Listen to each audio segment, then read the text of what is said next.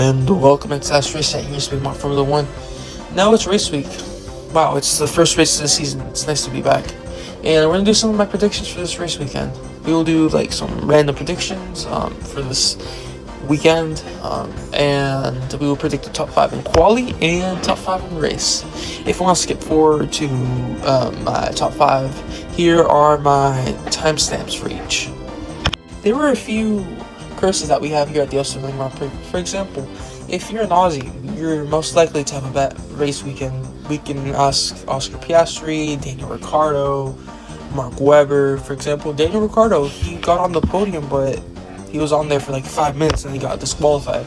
Then the second curse we have is the previous race winner will DNF for next year's race. We've seen this since the Australian Grand Prix came back in 2022. For example, Charles won the 2022 race, but then he had a DNF in the 2023 race.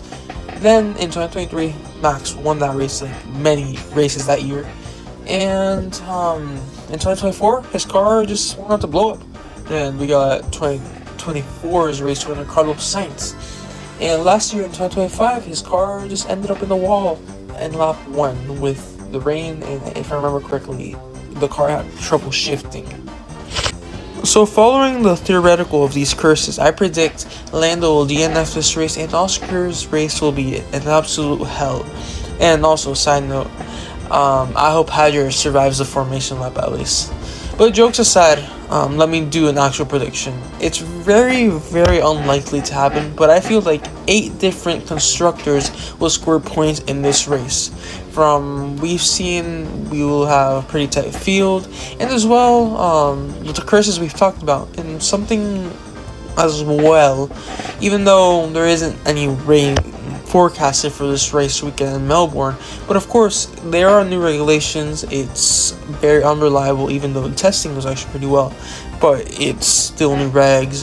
But yeah, you know. And we can ask Aston Martin. They've seen how unreliable it can be firsthand. And this is kind of stealing from Tommy from the P1 podcast, but I've been talking about like what I have expected from each driver. If you guys remember that video, I feel like Calapito, he's gonna have a good season. I feel he's a really good driver, and I see him scoring points this race weekend since he's been on a bit of a drought, and he's gonna be the sole Alpine scorer this race weekend. And this is a kind of a given from what Adrian Newey, the drivers have been talking about, but I think there won't be a lot of overtakes, and it will be a lot of energy management, and you know, who knows what's gonna happen.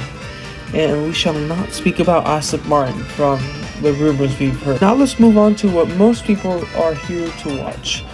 Let's talk about top 5 in quality. Then after, we're gonna talk about race predictions. And starting off with P5, we have driver number 81, Oscar Piastri. I feel like the curse applies more during the race, and I don't really see McLaren doing super well this year compared to last year with the rocket ship. And this would be the highest grid position for the McLarens this race weekend. Then in P4, we got driver number 44, Lewis Hamilton. He would have a decent quality, but couldn't take advantage like the rest who were ahead of him on the grid. This will be a good start for his season this year, and it's beginning from something to come. Then we have P3, MV3. He will outperform the car like he always does, but the car has potential, and he can extract it like he always does. And going a bit off topic, I feel like Hadjar will perform very well, but he's not in the top 5. Now going back to Max, it's going to be very close in the front row with the other 2 drivers, but they did better. That's why he's P3. Now let's move on to the front row.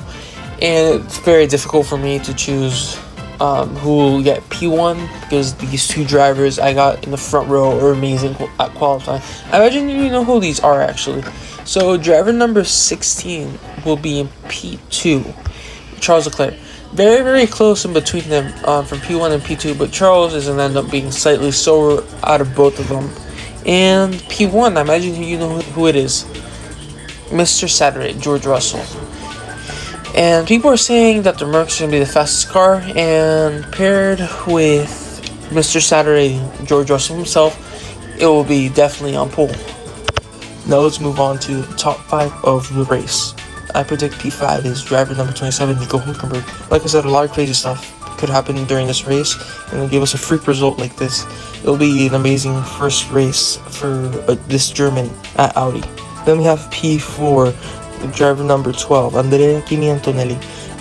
It'll be very, very close to getting his 4th podium in the sport, but he had a pretty bad grid start, which I predict is going to happen, but he recuperated well to get to P4. Then I have P3, it's George Russell. Remember, this is just all pure vibes, and it's not like super serious, and it's starting new regs, so we can't really tell who's actually the quickest. And I feel like the Mercs are going to butcher his pit stop, and he'll fall off from P1 off the grid. So moving on to P2 now, I say it's Max Verstappen. Nothing much to say. He'll do Verstappen stuff like he normally does. He'll be able to hold position off the line, probably have a good start, not do a Lando start, of course. He's not like that. And he'll be able to hold position during the race as well. And he will take advantage of the bad pit stop that the Mercs are going to have, and he will be able to move up to P2. Now, I think you guys know who it is. This year's our year. Come on, guys. It will be the newlywed of Charles Leclerc will be in P1. But being for real, since we've heard that the racing is going to be a bit off, it's not going to be super fun from we've heard from the drivers. It's hard to follow the other cars, but we know that, and we've seen in testing that the Ferraris have really, really good race starts. In testing, we saw that, and I feel like Charles will be able to take advantage of that, and he will be able to take the lead at turn 1 at the start of the race.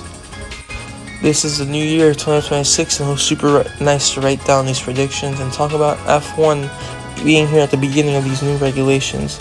And these are my predictions, guys, for this year's Australian Grand Prix. Let me know in the comments down below what you think of these predictions, and let me know yours. I would like to hear them. Don't forget to like and subscribe, and I hope you guys find yourself well, and peace out.